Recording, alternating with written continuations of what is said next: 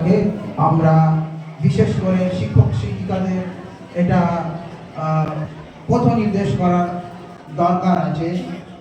এখন আমরা এই তো শুনেছি কাল থেকে বা আর আগে থেকে এইসব গীতগুলো বাজানো হচ্ছে।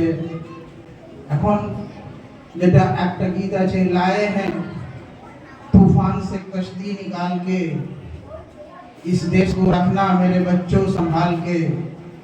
तो আমরা ব্রিটিশদের অত্যাচার আর তাদের ওই তুফান থেকে বেরিয়ে এসেছিলাম।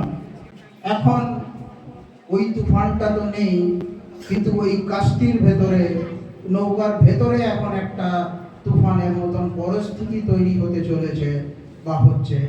সেখান থেকেও আমরা এই স্পিরিট যদি ধরে রাখি, তাহলে সেখান থেকেও আমরা বেরিয়ে আসতে পারব। আশা করি আমরা আসল স্পিরিটটাকে ধরে রাখতে পারবো এবং স্টুডেন্টদের মধ্যে সেটাকে রাইট স্পিরিট, সঠিক জিনিসটাকে তুলে ধরতে পারবো। এটা বলে আমি আমার বক্তব্য শেষ করছি। ধন্যবাদ।